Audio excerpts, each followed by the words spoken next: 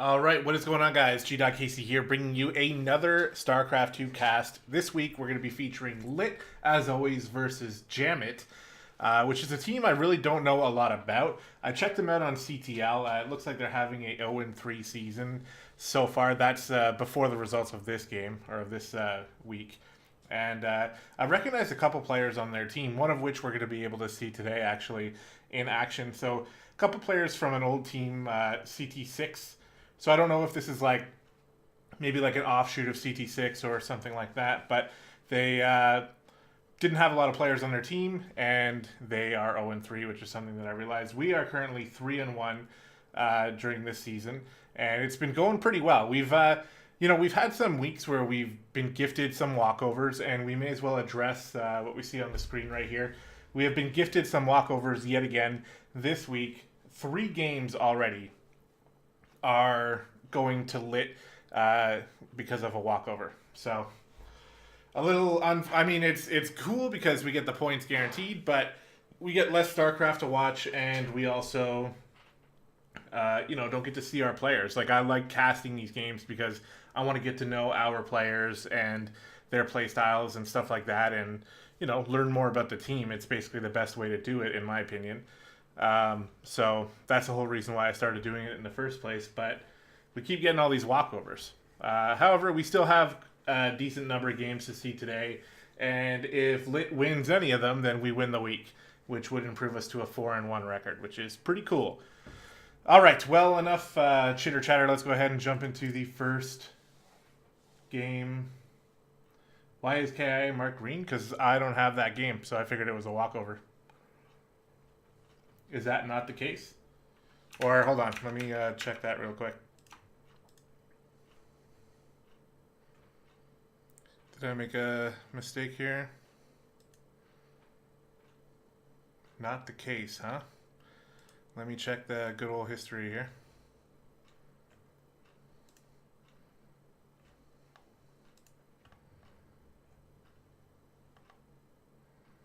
Here, hold on, let me put some music on.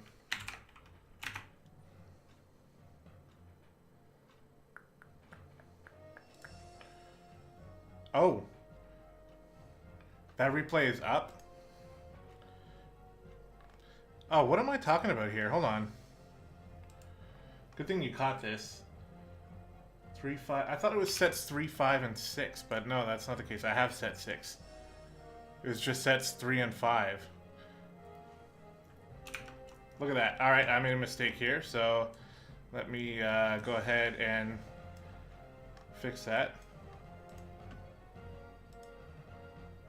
Damn it, we almost went a full season without any mistakes. But there we go, eh? Alright, let me fix that. Thank you, Ham, for pointing that out.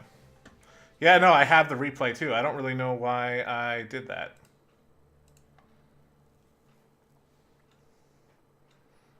It sets 3 and 5 that we don't have. Yeah, there we go, 3 and 5. Okay.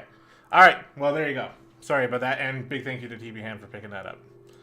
Because I would have got to that game, and then I wouldn't have understood what was going on, and that would have been confusing.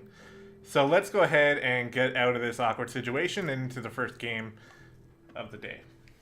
It's going to be our Gold League matchup.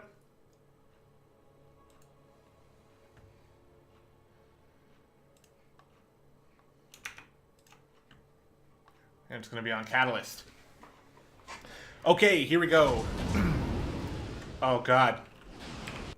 I realize that the sounds are a little loud as well. Did you guys see what happened there, though, to that? Well, it's about good. I'm going to lower this for a little more cinematic feel.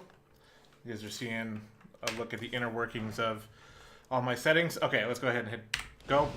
And let's finally get started here. In the top left corner of Catalyst, representing JaMiT, it is Russell, the pink Terran. And in the bottom right corner, representing LiT, the purple Protoss, Werner.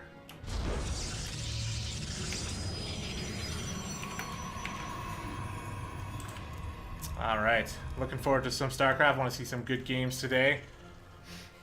And I took a look at some of the games, and the race representation is pretty good today. We're going to get to see a good amount of every race, which I'm happy about. And seeing as how we only had 2 walkover wins, that does not mean that if LiT wins one game, we win the week. Obviously, I made a mistake on that one, so it's going to be 2 wins required for LiT to take the week. So far, this game started out pretty standard, other than the instant 5 SCV load up into the command center here by Russell, which was an unfortunate way to start the game. Luckily, he picked it up pretty quickly.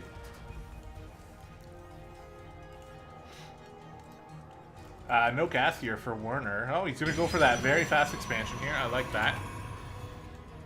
Always like the players who try to get bases, you know? It's a certain way of taking a game into your own hands. You take this really fast expo even before a gas, and you solidify your position as the defender most of the time, because it's not very likely that your opponent's going to be doing the exact same thing.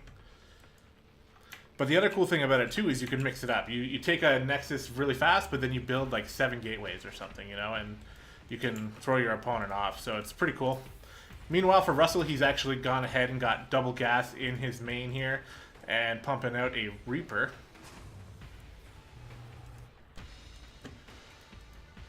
So we'll see what happens with that Reaper. He's going to drop a factory behind it. Looking like he's going to go for some pressure, probably.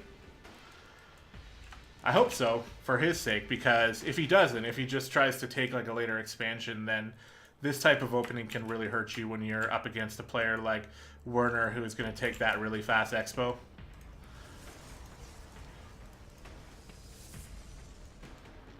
Let's see what Werner wants to make after the Cybercore. He's going to go ahead and drop down another couple gateways. Okay. So, gateway focus early on. He's already got 1 Adept. I wonder if we'll see a Twilight Council go down to help beef up some of those gateway units. Here comes the Reaper taking a look. He actually sees all the gateways, so pretty good scout here from Russell. He sees exactly what his opponent's doing. And if I'm Russell and I see those 2 gateways and I don't see anything else, I'm getting a little worried about an attack coming in. But the weird thing is that Werner hasn't started Warp Gate yet. He is chrono boosting out a Stalker, but he still has to research Warp Gate in order to be able to turn this into any serious aggression.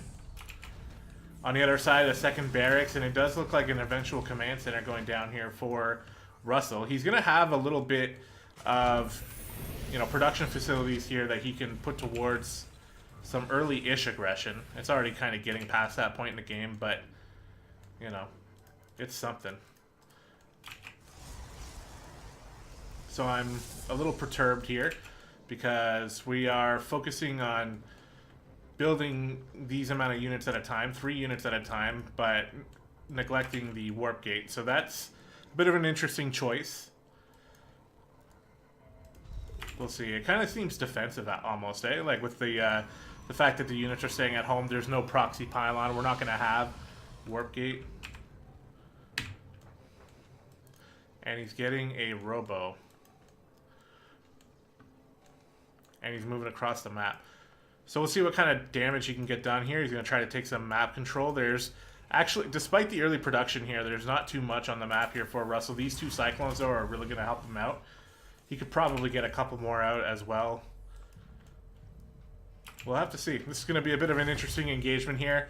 I think Russell is going to have what he needs to push it away. He's got Stim on the way as well. So here we go. Werner taking a poke here. Gonna pick off 1 Reaper. And these Cyclones are just doing a lot of DPS in the back here. Not being targeted down at all. They're gonna be able to take out all of this. Let's see, does Russell have the micro moves to save? Doesn't even need any micro. So Werner just sort of moves across the map and gives away a couple units. He did kill a Reaper and a couple Marines. He's now getting Warp Gate.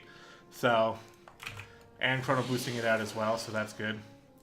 And he's trying to get some Immortals out here. And just playing a sort of basic unit game here on Werner's side. He's trying to macro up a lot of units, I guess. And then just try to kind of win with that type of playstyle, which can totally work. If he can build a lot of units and keep his production going. He's making even more gateways here. So he's definitely going to be able to spend his money. They're not going to be the strongest of units, but when you overwhelm your opponent, then that can actually work out. This Liberator is going to have a clear path here to killing some of these workers. All the Stalkers are just moving right out of the natural here and just leaving it totally exposed. This entire mineral line is threatened, basically, and the probes are not moving. Werner is on the other side of the map here with the Stalkers. I think he's finally going to react here after losing 9 probes to the Liberator. Warp Gate still isn't finished, so this is actually really bad here. He does have a few Stalkers that are going to pop out, and it looks like the probes are sort of taking refuge by the gateways. He's actually going to be coming home with his army, and this Liberator is really wreaking havoc on Werner's base here. It's already got 15 kills. These Stalkers are going to be able to shoot away here. He's going to want to unsiege and get on out. It looks like he's going to be able to save that Liberator. But that's a pretty heavy hit that Werner took, losing quite a few probes. The thing is, he actually still has more workers than his opponent. Even though he lost 15 workers, his opponent, Russell, is supply blocked on this side of the map. Gonna go ahead and call down supply and try to get out some more units. Now, he's got a scarier army, though, at this point, I would say. Again, Werner wants to attack. He does have 1 Immortal, which is going to do real well against these Cyclones, but I don't know. I think, you know, Stim being finished and all these Cyclones here is going to be enough here for Russell as Werner walks on in, starts taking shots. He's losing his Stalkers incredibly quickly. The Stim goes down for Russell. He's going to target down that Immortal and chase the Stalkers away. They're running with their tails between their legs, and they will maybe get away here.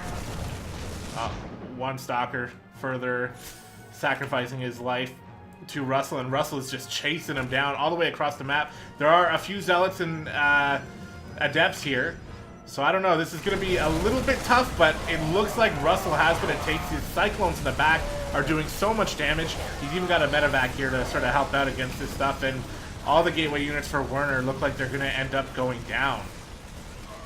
He doesn't have much left here. He literally just has a robo and gateways.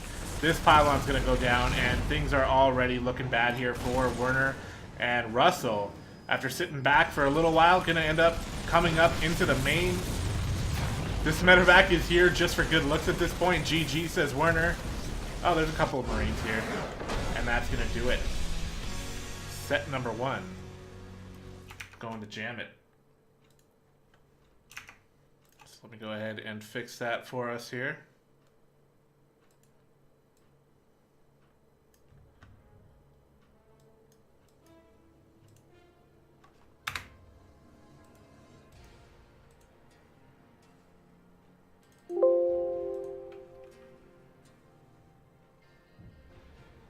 Okay, there we go. So that's going to take the score up to 2-1.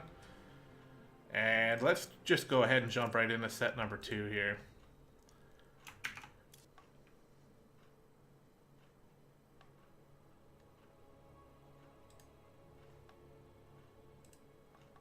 This is going to be our Platinum match on Black Pink.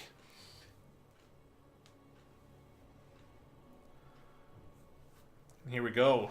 Load it in. Let's go ahead and introduce first the blue Zerg player representing LiT. It is Kenpachi. And in the top right corner representing JaMiT playing Protoss, it's Blitz D. Or Blitzed. I don't know how he wants that said, but pylon going down the low ground right away, and he's going to go ahead and scout off of that against his Zerg opponent. It's pretty common opener for the Protoss. And same thing on the other side. It looks like we're likely to see a hatch first coming out of Kenpachi. Blackpink is a pretty decent map. I don't have too many issues with it. There's really not much to even say about it. It's mostly standard. You got all these rocks around the place that you can open up later on to create new attack paths. But a lot of games I play don't really end up going that late, I guess, or just people don't really do that all that often. We'll see if we get a little bit of that in this game. Second gas going down for Blitz. We do have that hatch first for Kenpachi into gas, into pool.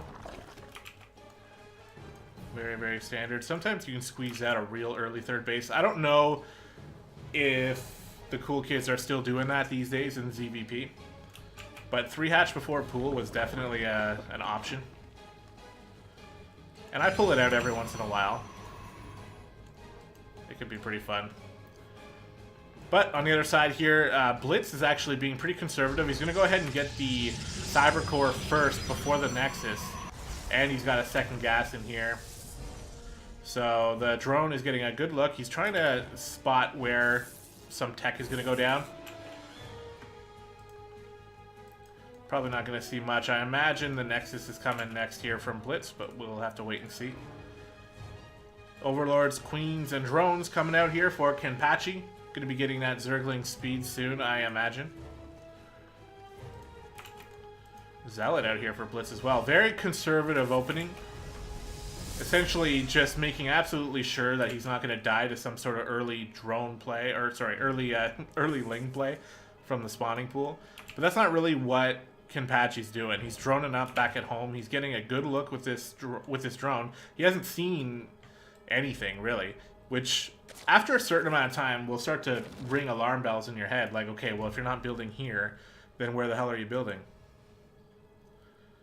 But so far, I'm not seeing anything here. Finally, the Nexus does go down, and Blitz is going to go on and start macroing out of this game. Now the wall is nice and defended, and the Overlord up here is going to get a good look at that. Now the pylon on this is can be a little dangerous.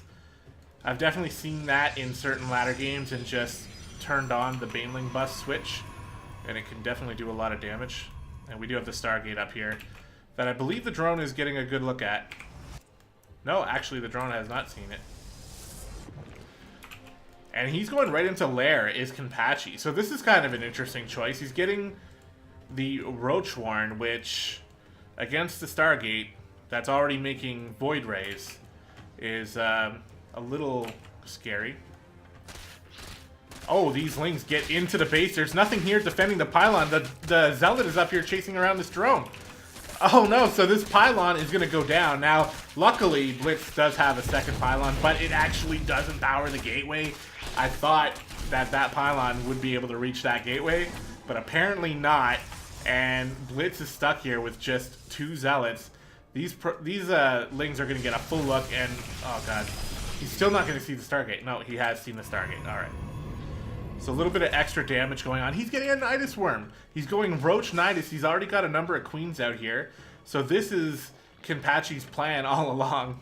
Finally, it's starting to make sense now. There's no third base. All he got was a Roach Warren. There's no Evo Chambers. He just went right to Lair. It's because he wants to go for this Nidus play. So it looks like he's going to throw the Queens in first, which is the right thing to do. Got an Overseer over here. And there's nothing here that can defend against Roaches. Where did that Void Ray go? Hold on. There was a Void Ray. Oh, it's here. Okay. So one Void Ray actually is going to be able to do okay. And he's got a second one in production. But there are 4 Queens coming. All the probes being pulled off as he spots where the Nidus Worm is going to come. And this, it looks a little dicey here for Kenpachi. I don't know if he's going to be able to get this done. Nidus Worm comes out. The Queens pop out immediately. And no more damage going down on the Worms. The Queens are poking away at this Void Ray. Eventually, it's going to go down. One more Queen going down here to probe damage, and a second Void Ray pops out. And this is going to be pretty bad here overall for Kenpachi, but he is getting some worker kills. He's actually killed 10 probes already. So I suppose that this is going pretty well for him. Eventually it does get cleaned up after a total of 12 go down, and Kenpachi secures himself a nice little drone advantage. Going to be able to get Roach speed, which I guess is pretty good, but he needs something to deal with these Stargates. There's double Stargate on the field now. Now Blitz doesn't have the money he wants at this moment here. It's going to be very hard to afford double Void Ray production with the amount of probes he's got, but he could work up to it. It's going to take a little while. So Kenpachi has some time, and what is he going to do at that time? It looks like he's going to pop out another Nidus Worm and just keep the pedal to the metal. He's making Lings now. He wants to go for the kill right now, and it looks like Blitz has no idea where this is. He's actually got his whole army on the other side of the map, so as this Nidus Worm opens up in the natural, the Roaches and Queens are going to start poking away at this Nexus. Now on this side of the map, a couple Zealots, Adepts, and a Void right here harassing the Zerg player, and there's not much here to deal with this either. The drones are being pulled off the line, going down very quickly. And we got ourselves a base race here as Kenpachi is just going gung-ho for the attack. He's going to take out the Cyber Core.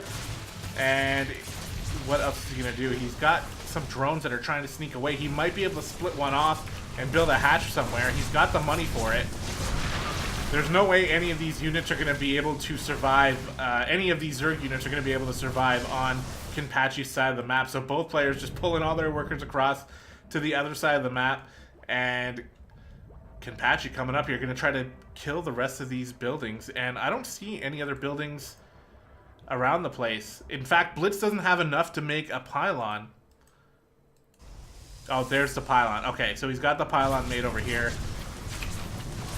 Things are getting real close here. These zealots taking out the queen. The lair is about to go down. Meanwhile, on this side of the map, not enough money to make any air units. So this is all just going to be sacrificed. He's got queens here as well, which can help against the Void Ray. And he's building a hatchery on this side of the map. Very good here for Kenpachi. Not going to be too tough to defend against either. Although, it would have been maybe a little better to put it just right here. But the creep trimmer's in the way. That's a lot of drones to survive this as well. 17 drones getting away. The lair does eventually go down. These overlords might go down as well. This hatch is going down, but this is quite a lot of workers that are surviving here for Kenpachi. On this side of the map, everything is going to be dead. And there's literally just going to be one pylon. He's going to be revealed. And all that... Oh, he's already found it with the Zerglings here. This pylon is Blitz's last remaining building. And these two Lings are going to get it done. Blitz isn't even reacting. So I don't think he realizes that this is it. And there it goes. Great game from Kenpachi. That was a lot of fun to cast. It's not every day that you get a base race scenario in CTL, and honestly, I'm really happy that we get to see that today. That was awesome. Nice job, man. I see you in chat. That was a fun game. Awesome. So that means LiT is going to go ahead and pick up its 3rd point of the week and bring us one step closer to victory.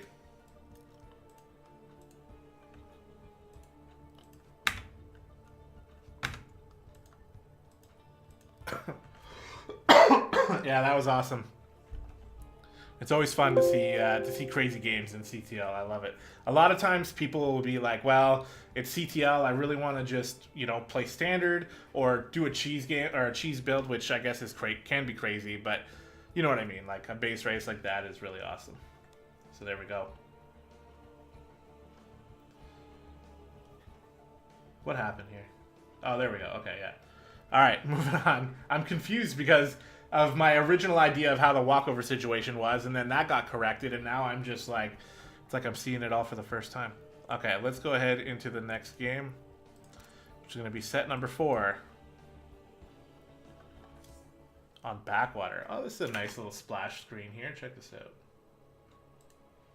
Oh, what the fuck? There we go. I like this. I have Backwater vetoed on my ladder session. So here we go. In the bottom right corner of said map, it is the orange Protoss player representing CT6 still in his in-game tag, but in this league he is representing JaMiT. It is Ray. And in the top left corner representing LiT, the green Protoss player Kamushi. He has a chance to give us that... What am I doing here? Here's a chance to give us the win. I think it's 3-1. Hold on. Yeah, 3-1. PvP here on Backwater. This map I know next to nothing about. I have played maybe 3 games on this map before I vetoed it. It's got this interesting situation with the 3rd base over here that is basically fully defended on the ground, but it's very easy to harass from the air. I don't know if we're going to see that come into play here or not.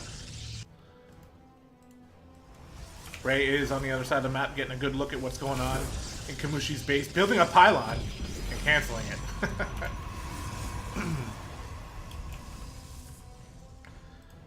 Double gas for Kamushi. Gonna try to get those workers in there. Ray just dropping down pylons. And canceling them. I don't know why he's doing that. I don't know if it's like a joke thing or if it's got some other sort of purpose, but I don't know. We do have the double gateway opener going down from Ray on this side of the map, getting his cyber core as well. And same thing over here. So mirror openings pretty much for these players. Except Ray just getting a little fancy with those pylon drops, and now he's getting a forge.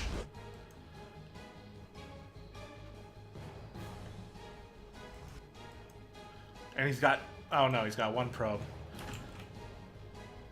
So he is going to be moving a probe to the other side of the map, and he's getting a forge. I don't know if this is for like a +1 timing, or if he wants to mix in some cannons with his aggression. Stargate going down here for Kamushi, much more standard. And it's going to do him some good here. 3 gateways. Wait. Oh my god, okay, I thought that the core was one of these gateways, but it wasn't. So the core is actually late going down, and Ray's got a bit of a funky opening going on here.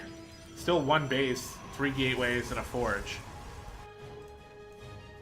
Without that cyber core getting going right now, though, it's going to put a hamper on Ray's attack. He's not going to be able to warp in for a while. He is proxying over here at Twilight Council, though. So that's going to be interesting for him. And he has started Warp Gate as well. Meanwhile, Kamushi, opener going a little bit more smoothly, I would say. But he is going for that very quick well, not very quick, sorry. He is going for that Nexus, though. With his opponent proxying a Twilight, there's almost definitely going to be a Dark Shrine beside this. There it is. The Dark Shrine going down. And we do not have a Robo from Kamushi, so he's not going to be able to get that Observer. He's going to need an Oracle.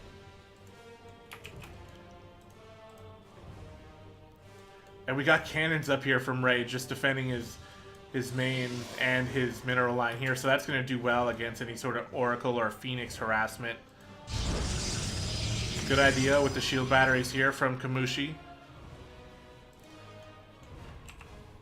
He does have an Oracle already out on the field, coming in, trying to get a couple kills, but so far, only 2. There has been a total of 6 workers killed. 6 workers? How did he get 6 workers?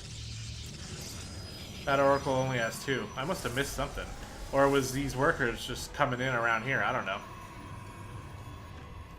That's pretty crazy, though. Kamushi has a nice 10 probe lead, but the Dark Shrine is going to be finished very soon. And Warp Gate is done. So he will be able to warp these in. And Kamushi spots it with his Oracle on the random flight path.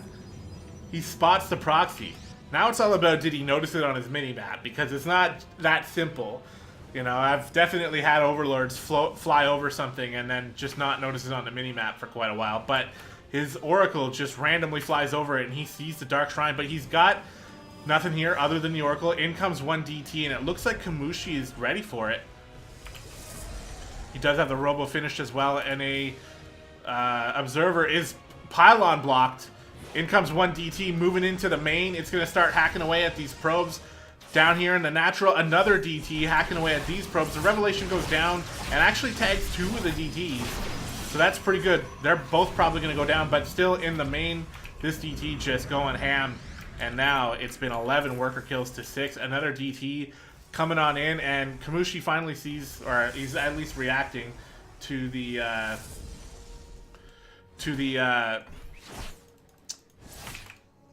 proxy over here, sorry. And this DT still hacking away at the Nexus this time. And Pylon's over here, finally going to get picked off. And the Observer is out now. So this sort of aggression is going to be shut down after getting 14 workers killed, which ends up leaving us with Kamushi still has the probe lead. And this Nexus is not going to go down, unfortunately, for Ray. But now he's got these Zealots just coming in. These shield batteries have full energy. Oh my god, imagine if you got that Nexus though with those 3 random zealots.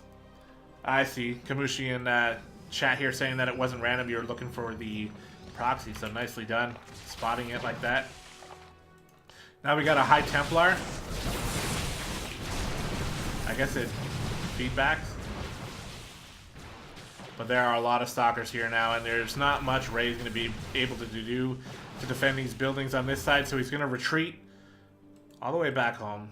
And he's got 3 more probes coming out. I'm unsure of what he wants to do. This Nexus, though, can totally be targeted down pretty quickly by a quick strike force, but not of probes. Ray coming all the way back home with his army. He's still on 1 base. He's going to end up getting mined out soon. Trying to go 3 Gateway, Twilight Council, Dark Shrine, High Templars, and a Forge with upgrades on 1 base is really going to start to tax you after a while. There we go. 2nd base going down. It's been a long time, though. Kamushi has been pumping out those probes, building up that lead, and the supply says it all. Almost double in favor of Kamushi here. And these Immortals are coming out. He's already got the Observer. Archon's on this side of the map going to be decent for Ray, but he's going to need a little more than that. Now 1 Oracle coming in, getting a scout here. Only 1 Stalker and an Archon can hit it. Whoa, that feedback was pretty damn close, though. But the Oracle does get out. This base is pretty well defended, or this mineral line at least, in terms of defending against Oracles, so we probably won't see too much going on there. But the whole point of that was for Kamushi to get an idea of what the army composition was like and seeing, okay, what are you doing? He sees the Nexus is not even complete yet, so he knows he's in a great spot. Pump out Immortals, get some upgrades, sit tight, maybe eventually take a 3rd. But that kind of thing isn't necessary.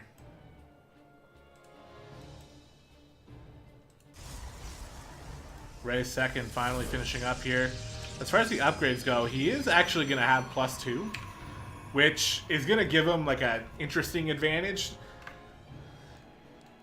And we'll see if that comes into play at all. As this Oracle coming back in, taking a look, he's going to see a 2nd Archon. Trying not to get feedback. He does get feedback, but he didn't have a lot of energy, so it was okay. And he gets the tag on the army, which is exactly what you want to do. He can take this 3rd base. There's no air units for Ray, so there's no way that Ray can get in here. In fact, does Ray even have a Robo? He does not have a Robo. Or a Stargate. And he doesn't even have a Twilight Council anymore. So he's on basic units. But they have nice upgrades. And he's got the Templar, I guess. He's got the High Templar archive, so he can get these Archons out. But look at this army just getting bigger and bigger. He's getting the Stasis Ward. I like that. He's still making workers as well, or has he cut that? Not making workers at the moment. 3rd base just about to finish up. He's got 49 workers. He's moving across the map now. Oracle's leading the charge. Gonna try to get that tag down on this army, and probably gonna be able to do it. Archons don't have the longest range. Just gotta be careful not to clump his Oracles together and get hit by 4 Archons. And this is going to be a pretty important engagement for this game. If Kamushi wins this fight and this game, then he will win the week 4. LiT comes in, gets the tag just like he wanted to do. There's another High Templar here. I don't even think Storm is in the mix. No, both players have charge. And Ray does have that +2 attack. Here come the Stalkers and Immortals starting to hammer away at these units. The Archons are getting some good damage in the back. Haven't really been focused down. A lot of these Stalkers are going down, but finally, no more Zealots here for Ray. The Archons go down incredibly quickly. The War Prism with the reinforcements. GG is called, and Kamushi with a decisive victory in that one. And that was very well played. And like I said, he piped up in chat saying that wasn't random. To me, it seemed random, but he had figured there was going to be a proxy something somewhere, so he had the Oracle flying around purposefully looking for it, and he found it, so he was able to defend and ultimately take that game. Very well done.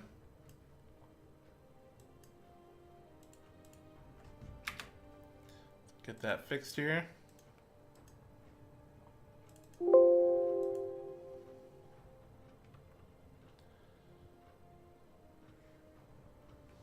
There we go.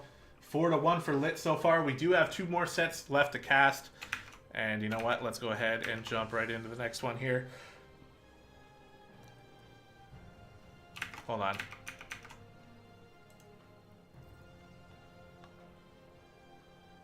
I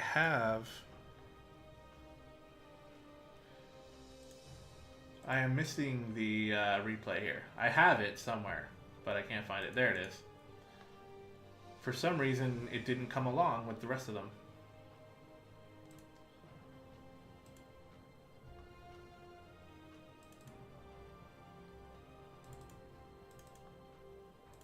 Just a whole big mix-up with the replays today.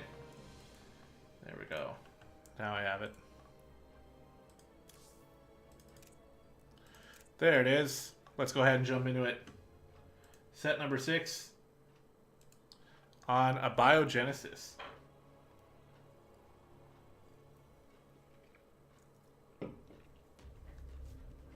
This is going to be another diamond matchup. Let's go ahead and introduce our players. In the top left, representing LiT. In the green, it is KIA. And in the top right, or bottom right, in the purple, representing JaMiT, it is LV Matterhorn, who I am choosing right now to call Matterhorn. But if you hear this cast and you don't like that, I apologize. Let me know what you would prefer to be called in the future, and I will do my best to remember that. Maybe you prefer LV. Maybe you want me to say the whole thing every time. I don't know, man. It's up to you. We get to see a PVZ, which we already did see one, which was actually a Roach Nidus all-in coming from the Zerg player, which eventually led to a crazy base race situation, and the Zerg player ended up taking it up. KIA is getting a good look here. Probably expecting the hatch first, and that is what he's going to see. And he'll get that gateway on the low ground. I think upon seeing the hatch first, he'll probably get the Nexus before the Cybercore. But I might be wrong because he's getting double gas back here, so maybe he's got something else planned. Let me go ahead and get the score fixed up as well.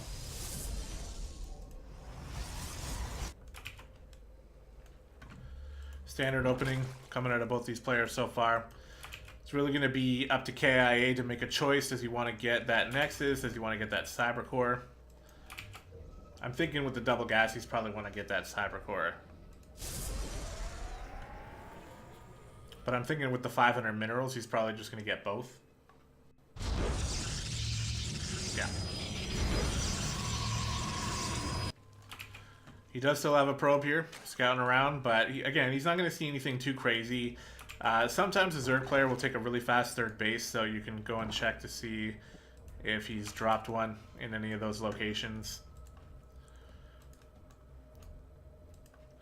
And we'll see if Matterhorn decides to stay in gas after getting speed. Nope, he's going to pull right out, indicating a macro opening. Probably see that third base coming from him pretty soon then.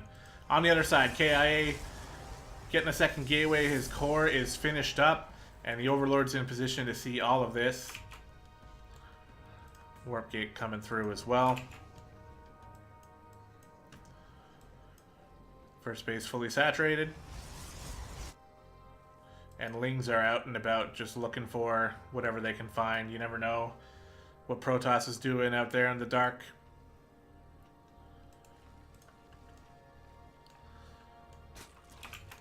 Still no third base coming from Matterhorn, although he is pumping out both drones and Lings. This drone over here is going to be the one that drops the third. And the Lings are still out looking around. KIA, though, staying at home. He's got a third gateway coming through. Still hasn't chosen a real tech path yet. This Overlord going to come through and try to take a look at the 3-minute mark. Might be able to get some vision here. There's a Stalker on its way, but still going to take quite some time to finish up. The Warp Gate is trying to get Chrono boosted out. And we do have a Twilight Council, actually. I didn't see that. And a Dark Shrine. So KIA quickly going into that Dark Shrine here and going to try to put on some pressure with DTs. This Stalker really needs to get out there. That's going to be a big play here from this Stalker to kill this Overlord before it's spotted. Because even if the Twilight Council gets spotted, then, you know, that might actually be an issue. It's going to ring some alarm bells. So let's see. He's actually actively looking at the Overlord. He's trying to see what he can see, but it looks like he's let go of it, and it's automatically moving in the wrong direction. KIA probably going to be able to get this kill without giving away any information about what he's going for, and that is exactly what's happening. So the Dark Shrine halfway done. More gateways coming through. KIA is going for a heavy attack. He's got a pylon on this side of the map. Not too close, but not too far either. It's a pretty good spot, and the probe could probably drop down a second gateway as well, or another gateway, I guess, in order to help reinforce with those warp-ins. And now it's going to be all on Matterhorn on whether or not he's going to be able to defend against the DTs. He's got no Spore Crawlers down yet, but the lair is finished, and that's pretty key. This is a pretty early lair coming out of Matterhorn, and now he's going to have the chance to get Overseers, and his Roach Warren is finishing up as well, and Roach Speed on the way. So if he makes an Overseer, then defending against this is going to actually be simpler than you would expect. But here comes the 4 DT hit squad, and so far there's still no vision here for Matterhorn. 2 of them going into the natural, just going to chop that queen. And how much damage can he actually get done? We already got 5 drone kills. Now we're going to have even more going down in the main. This is a scary situation here for Matterhorn. He's got the Overseer being made, and these DTs are actually focusing down army units here, which is a bit of a mistake, I think, from KIA. And now that the Overseer is out, these DTs are not going to stand a chance. They might be able to get a few more worker kills before it's all over. And you know what? At this point, bring in Matterhorn right down to 26 workers. I'd say that's been a pretty effective opener coming out of KIA. And I think he's pretty happy with the amount of damage he got done. He's going to come over here, look like try to get a 3rd base soon. Matterhorn does already have 3 bases, so he can remake those drones pretty quickly. And he's moving across the map with some roaches. Actually just going to totally bypass this probe here. There is quite a bit of units here for KIA. I think he's got enough. This probe and Pylon going to eventually get taken out. He's actually giving KIA time to finish charge. Which needs to finish if he wants to have a better time against these roaches. He's trying to get Archons as well. Here we go, the roaches coming up. They do have roach speed and +1 armor, but nothing else on top of that, as KIA looking like he's going to be able to push this away for now. But I don't know, there's still a nice handful of roaches here for Matterhorn. He's going to try to break up the ramp again. I think what he's doing is just trying to chip away at the army while his reinforcements come, because he's still in roach making mode here. But now we got 5 more zealots warped in. We got 12 seconds until charge is done. That's not enough time here for KIA right now. He's actually being split up here by the roach army, splitting into 2 forces, but very nicely handled so far by KIA. He's winning the south fight but losing the north fight, and the roaches are going to end up regathering here. And at the end of the day, the roaches have much more, but the Overseer was taken out, and this DT is basically the single thing that's forcing Matterhorn all the way back home. So these Stalkers are going to try to pick off some of these roaches on the way, but there are a lot of units here for Matterhorn. I don't think KIA is going to be able to get much done here. In fact, these units are probably going to die unless he recalls them out. The Charge Lots are trying to join the fray. The Lings are going down. Nice micro on the Archon, but there's a lot of roaches here. I don't think KIA has what he needs to be able to take this out. Taking out that Overseer again would be pretty good, though. He does have some reinforcing zealots coming back into the fight, charging on in to the roaches, and getting a nice amount of damage done as well. This is getting a little dicey here for Matterhorn, but I still think he's going to have what it takes to defend. Now that he's got the Ling reinforcement, he's actually going to clean everything up for good. Now, when all's said and done, we do still have a worker lead here for KIA. He's got a lot of zealots, but only zealots right now. He doesn't really have another plan. I guess he could make some charge lots, or sorry, make some DTs and make some Archons as well. But here comes the Zerg force across the map. Speedlings getting a good look at what's going on. There's no Overseer with this army. It's lagging behind, and it's injured already. But somehow the Lings get into the base, splitting off a bunch of them into the natural. Now the rest of them coming back down, trying to win this fight here. Roaches at the front as well, getting charged on by these charge lots. It looks like things are going to eventually get cleaned up in the base. Somehow KIA only loses 3 probes here, and he's pushing back the roaches. These DTs, even though they're spotted, they still do a lot of damage, but this is not very good. That actually was a bit of a mistake from KIA, and now he has to run away. Only 2 stalkers. He's trying to pick off the Overseer.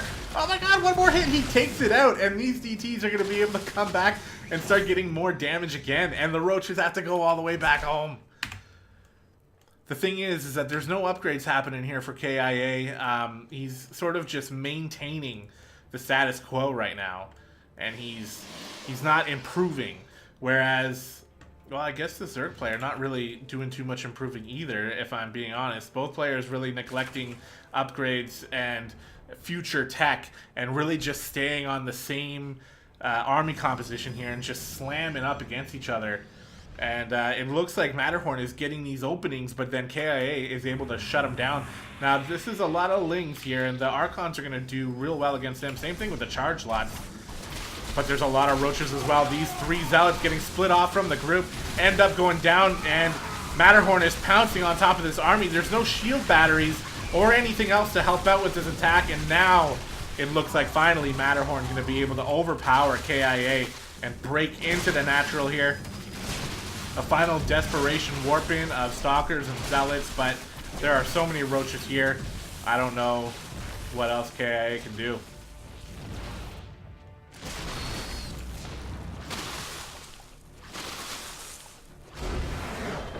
There it is, guys. GG, well played, says KIA, and Matterhorn puts another point on the map here for JaMiT.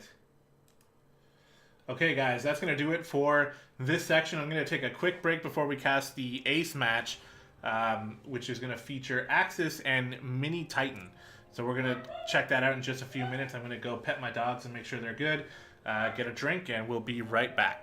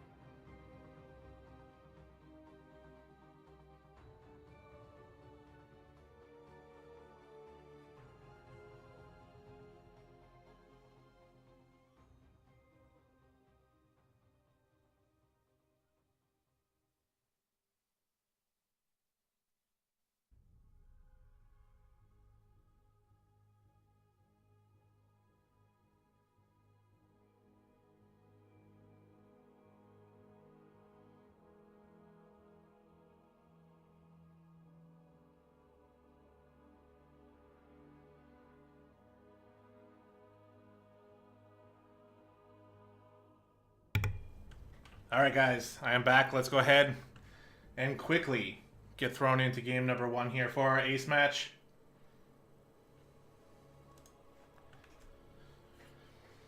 The series has already been set. We already know who won. But we're going to see some good games nonetheless. Let's go ahead and introduce the Pink Terran in the bottom right corner. Representing LiT, the one and only Axis. Currently undefeated in CTL. He has dropped one map, but it took a double robo proxy to do it.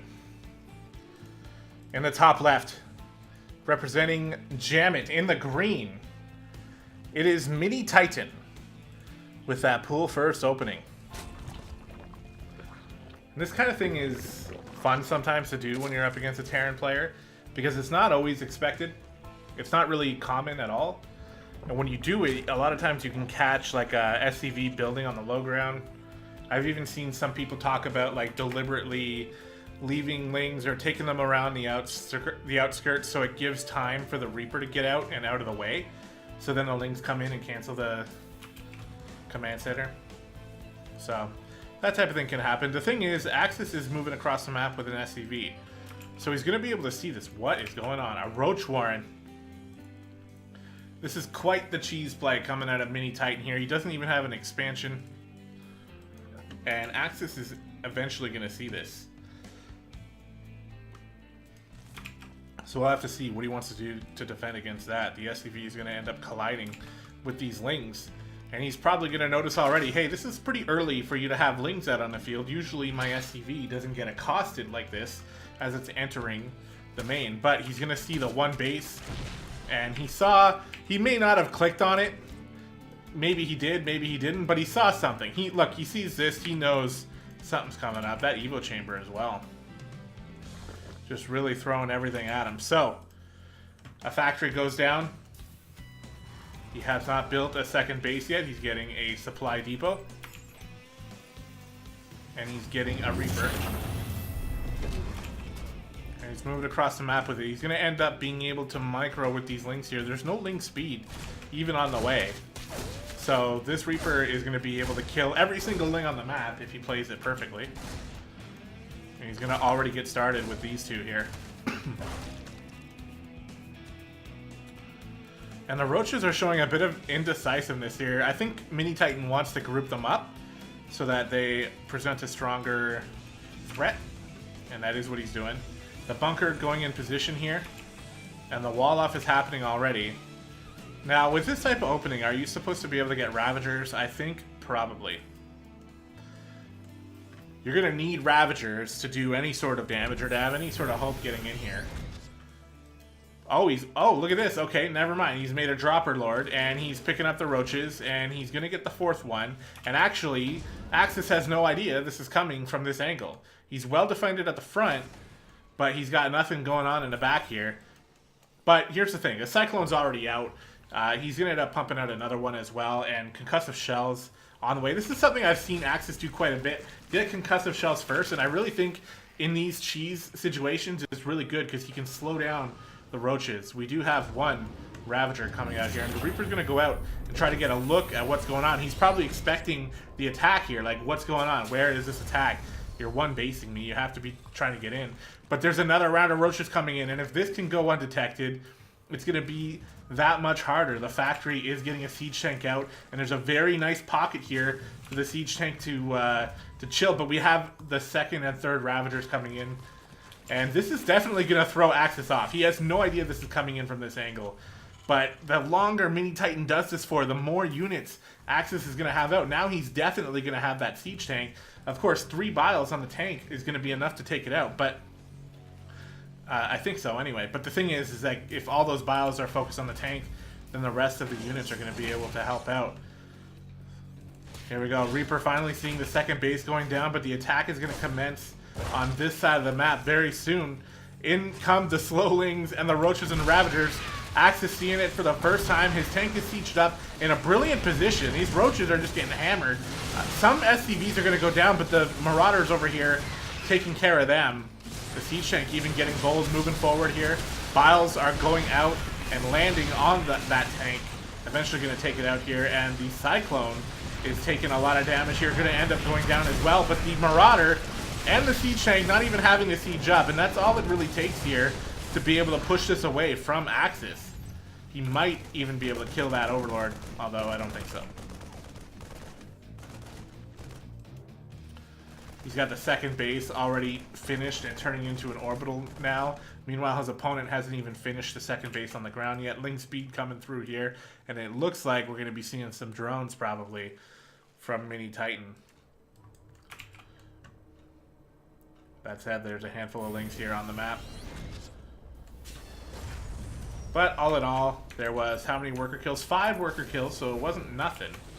But Axis has a 24-12 lead right now versus a Zerg player, and that's never good. He's already got 2 orbitals. He can drop mules. And he's going to have 3 siege tanks defending his base here.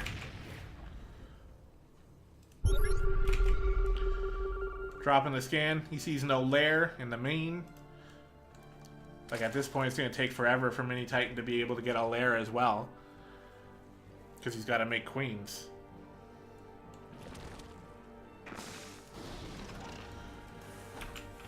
So all in all, I'd say that was pretty good for Axis. He's getting his 3rd base now as well, which is actually different. Now, I don't know, off the top of my head, I can't remember if I've even casted Axis versus a Zerg player before. I'm not actually sure.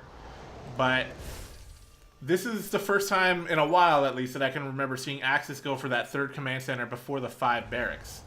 Because that's really his strength, right? Well, I'm not saying that's his only strength, but from what he's shown us in the CTL, he's been really focused on that high-tier barracks production.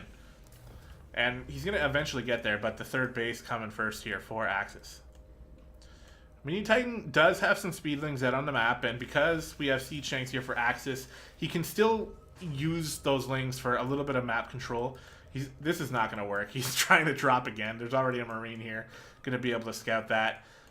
You know, they're not going to be able to get too much damage, as the rest of the lings that were supposed to try to distract up front end up getting like 2-shot by the tanks, and now they're not even anything. And here come the lings into the main, trying to delay this 3rd command center. They actually do kill the SCV, and then they die, and then the SCV right-clicks on the command center and finishes it up. So a little bit of annoyance, but not any real damage overall.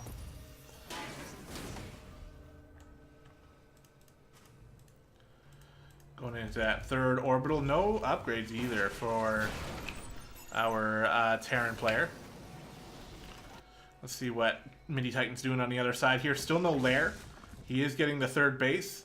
No creep spread at all because those queens were so delayed. He didn't even use queens in the early game. He just made a Roach Warren and an Evo Chamber. So his queens have only injected like once or twice at this point.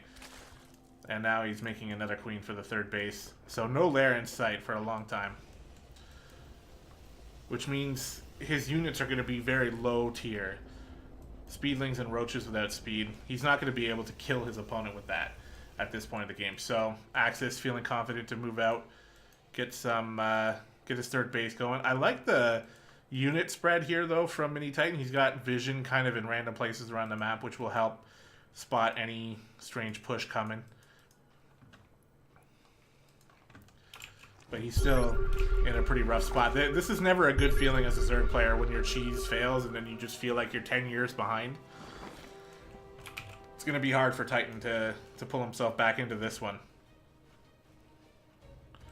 And especially because it looks like Axis is happy to just macro. He's putting the onus on his Zerg opponent to do damage to him, but he's on lockdown here. He's not going to take damage by, you know, pre-lair units. He could be susceptible to mutas. We don't have an engineering... Oh yeah, we do have engineering bays working towards upgrades as well, by the way. But we don't have any turrets on the map yet, so maybe that could be an option. But look at this army size here from Axis. He's already got 130 supply. His opponent's got 80. It's a 50 supply difference. So all he has to do is just keep macroing. He can make a 4th base and he can just max out here. It really is on Mini Titan to do the damage. So this 4th base I like. You know, if he's not going to do the damage, then he might as well do the opposite and start macroing up like a beast as well. Why not take a 5th base? Get double Evo Chambers. Get... Yeah, Baneling Nest is going to be pretty good. Finally, the lair is going to finish. He'll want that Spire, I'm pretty sure. You know, he has time right now, but he's not going to have time forever. He's getting burrow as well.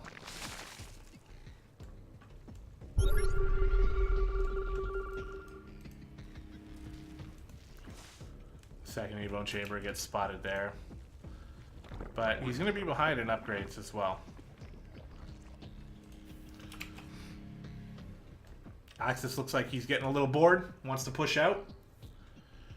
See how much damage he can get done with this pretty scary mid-game army.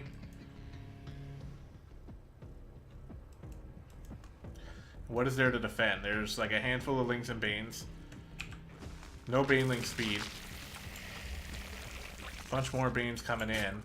The Medivacs are giving it away a little bit. I hate when this happens whenever I play Terran. That always happens to me too. But gonna be able to boost on out of there. And try to engage with this army before the tanks siege up. But it's not gonna be enough. The tanks do siege up. And now he's gonna start leapfrogging them. There's a bunch of Banelings down here. Oh my god, this bio is getting surrounded. But the Banelings are totally ineffective. Every single one of them getting taken out by the tanks. So Mini Titan forced out on the left side of his third base, and he burrows the Banelings. Actually, I mean, that's pretty much his only chance here. I don't know if Axis saw that, but I guess it would. Come on, burrow them. Oh, he gets spotted with the scan. All the Banelings getting destroyed. The Queen burrows underground as well, and oh man, this is just not good for Mini Titan here. He doesn't have what it takes to defeat this army. He's trying to make Banes. The bio unit's going to stem up the ramp. One corrosive bile whiffing, and the rest of the Zerg units are going to go down, as this is going to do it for game number 1. Pretty good splits coming out of Axis, and that will do it. Game 1 goes to Axis and LiT, and we'll be jumping into game number 2 pretty quickly. But that was a pretty good game coming out of Axis. You know, he scouted early with the SCV, saw the cheese play coming, built a bunker. He still got thrown off guard by the drop coming in from behind. You don't normally drop Roach Ravager like that, so it was a little weird. But he had the infrastructure and the units that were just being made anyway, that it wasn't able to get enough damage done, pushes it away, and then just macroed up to 3 base and 1-1, and like 6 tanks and 6 medevacs, and won the game. So that's going to bring us into our next game, which will potentially be the final game of the night. It's going to be on Black-Pink.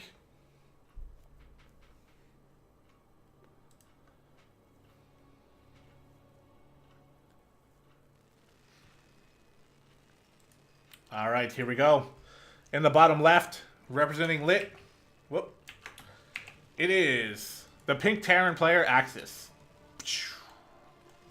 And in the top right, representing JaMiT, in the green, the Zerg player, Mini Titan. Let's see if he decides to play things a little bit more standard this game, after getting deflected pretty heavily in game number 1. Axis, on the other hand, gas first.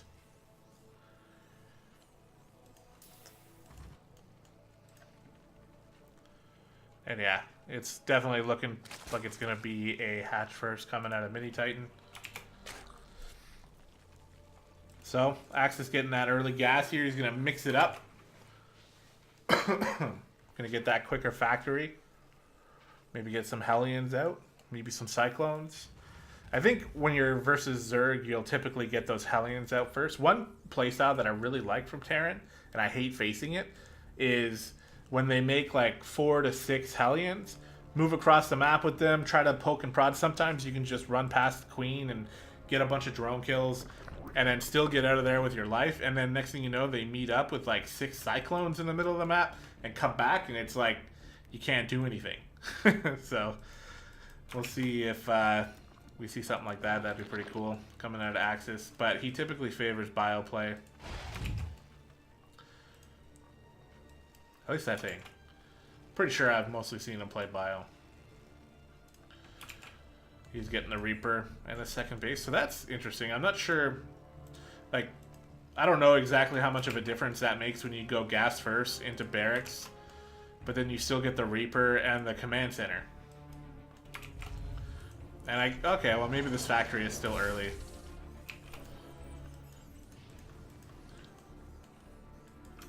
Reaper gonna go on out. Looks like it's gonna stay home. Looks like it's gonna go across the map.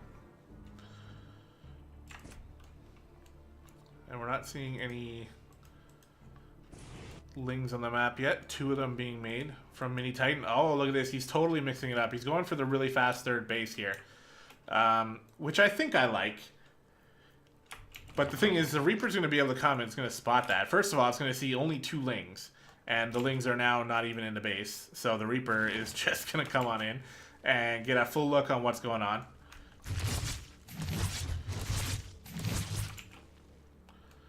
Just gets on out of there. Wants to be careful. When queens are out on the map, the Reaper can still get in a little bit of trouble.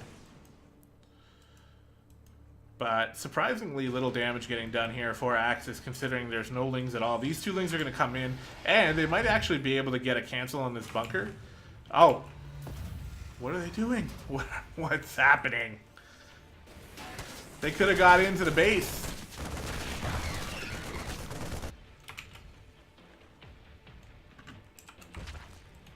There's a Reaper. Still 0 kills. It's getting a full scout, though, so I guess that's good enough. Those 2 Lings. Rest in peace.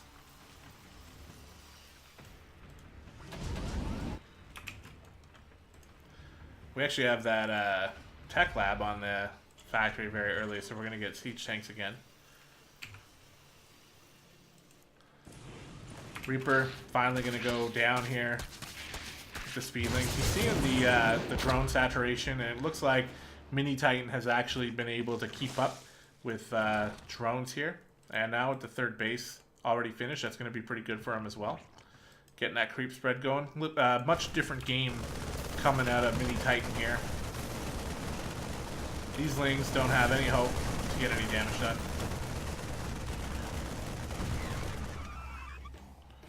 And he knows that, so he's going to run back home. Now let's see, are we going to see another third base early out of Axis? Or are we going to see something else? Maybe 4 barracks go down. And on the other side, Mini Titan making overlords, getting armor upgrade again. And that's it.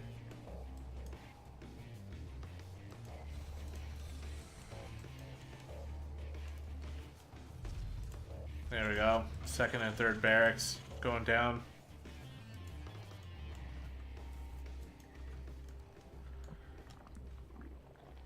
And the worker count still pretty close. Looking like both players here just focusing on macro, getting into the mid game. Lair coming down as well for Mini Titan again.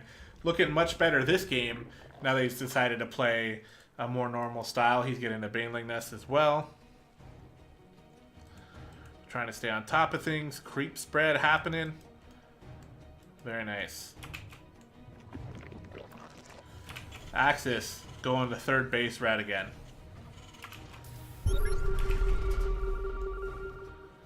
And it's going to give him time to get his upgrades really pumping here. So with only 1 Evo chamber, he's going to eventually make that second one while he makes the armory as well, and then he'll be able to go into 2-2. And I think this sort of 3 base opener...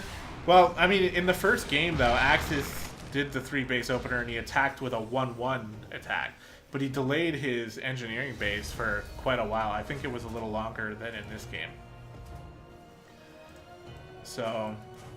now he might have time to get that second engineering bay a little later, but get up to 2-2 and try to, you know, finish the game with a much more powerful army. And it's going to be up to Mini Titan to decide on his fate and whether or not he's going to be able to deflect it when it happens. Getting a Hydra down here. But melee upgrades, which I like. He's getting Baneling speed as well. And he's making a lot of drones. He's getting up to 48 drones now. Trying to fully saturate his third base. And Axis really just focusing on macro. Not looking like he's going to throw an attack out there just yet. Now the the medevacs are done now, so he could totally pick up and go for a drop if he wants, even while staying home. See if he wants to do that kind of thing. The creep spread, by the way, is worth noting here. It's really picking up from Mini Titan.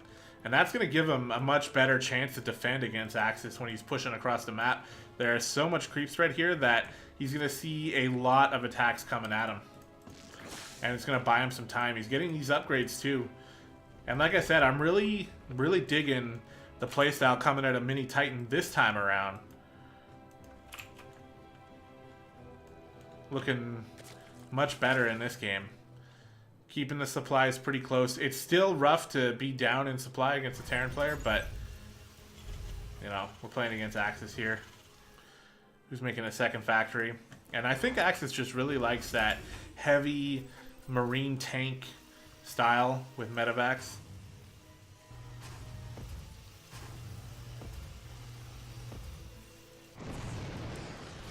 This Viking getting real cocky, pushing all the way up here.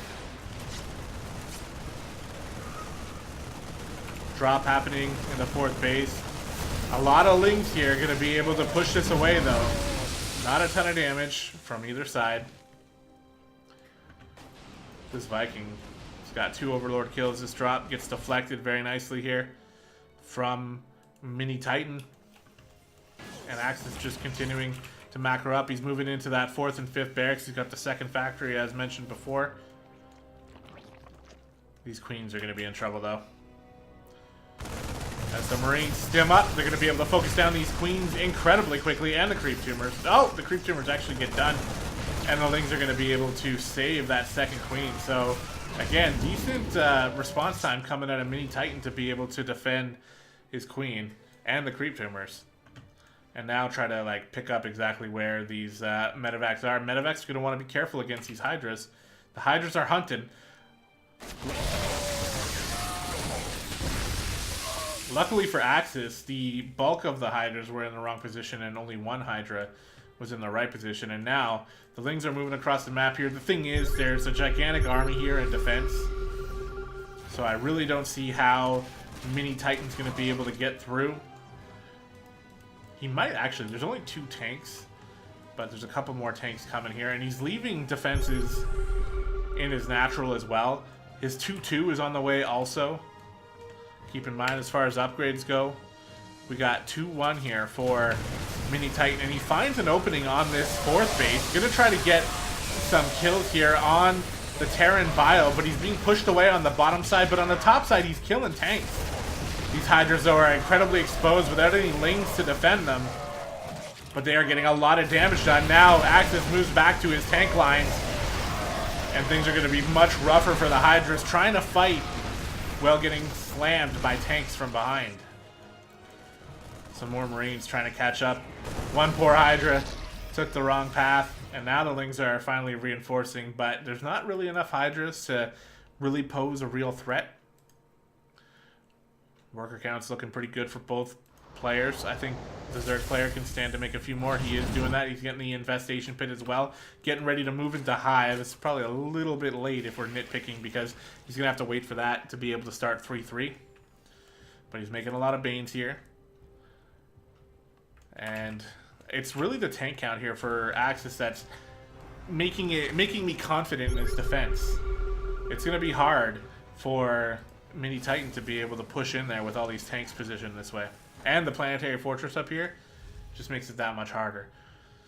But in the meantime, he's got a nice little sort of pseudo contain here. I think that Axis has ways out for sure, but he's keeping pressure on by standing here. Although now that he's showing that he's running away, Axis might feel better to move around the map and maybe go out with some drops like this. Double drop happening in the main, taking out that building, whatever that was.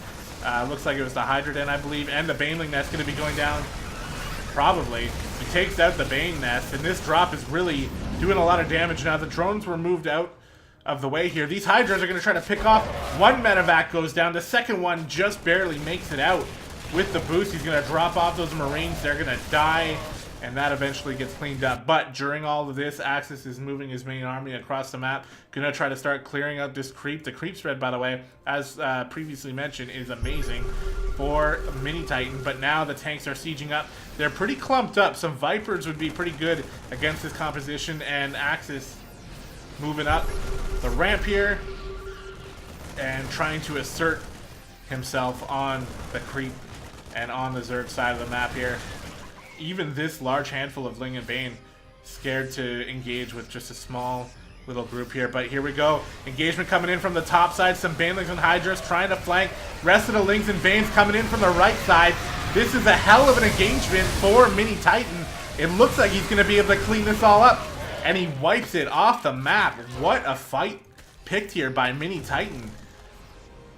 And he cleans Axis up and gives himself a little bit more breathing room here, but now he's moving the Hydras across, trying to fight into this tank line, which has mostly stayed intact.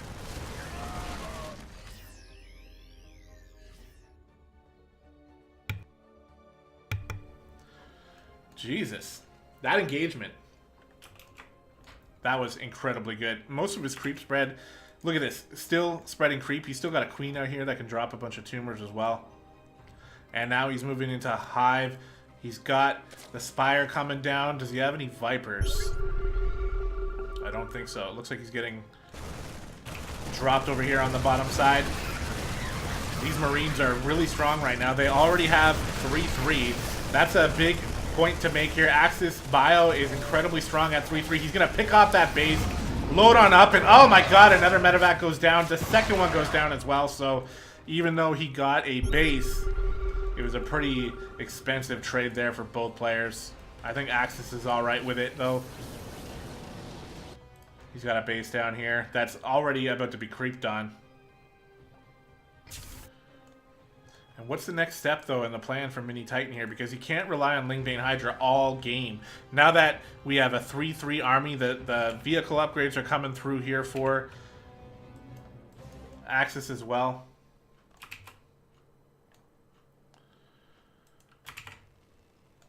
So it's going to end up, you know, it's going to start falling off in the end game. We do have Corruptors coming out, so it looks like it's going to be Broodlords as the choice here for Mini Titan, but it's going to take a long time for these Broodlords to get out. Axis is already pushing onto the creep, getting stuff cleared up here, and this is an incredibly strong bio army that cannot go ignored by Mini Titan, but he doesn't quite have the composition he needs. I don't think he has enough Banelings.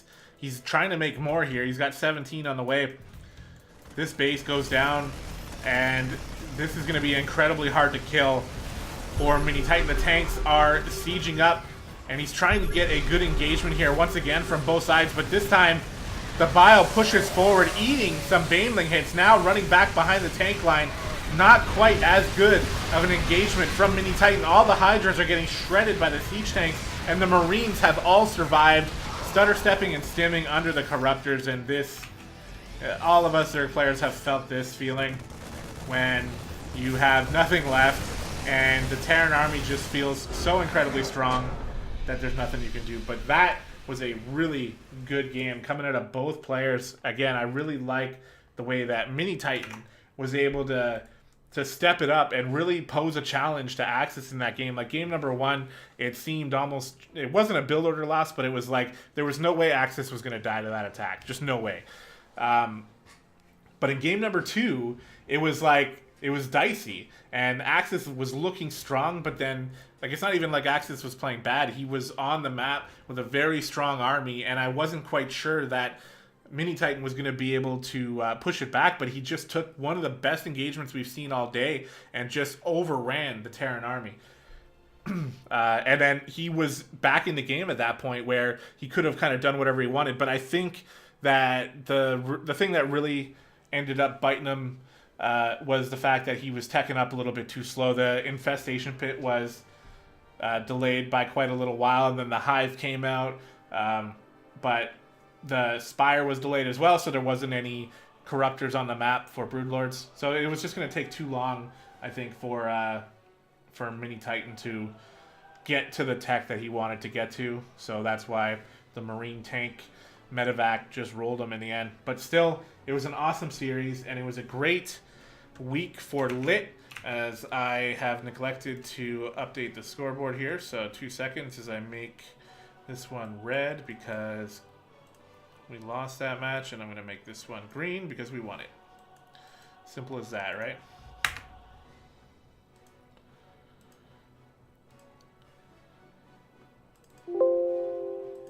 There we go. Sup, xCloud. That's going to do it, guys, for this week. And we actually have a bye next week, I believe.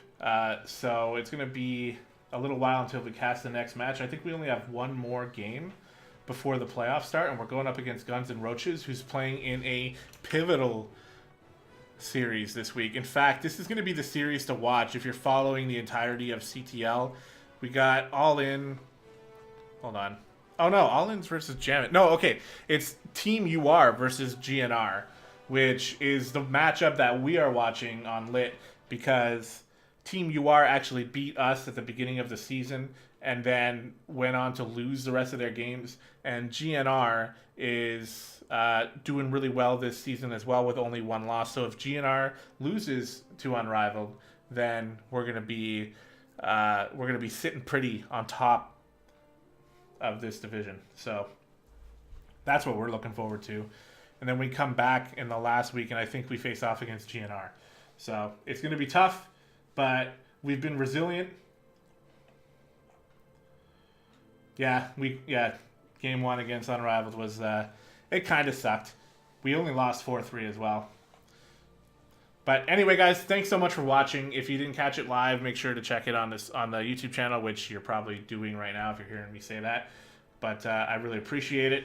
And it's been a blast so far casting all these games each week. I'm really looking forward to the next one and to see what we can make happen in the playoffs here. We haven't clinched it yet. There are some teams who have clinched a playoff spot already, but we have not yet. We'll have to see what happens. Stay tuned, guys. We'll see what happens next week. Or not next week, 2 weeks from now. Thank you very much, and I will leave you with this epic song. Okay. All right. Goodbye.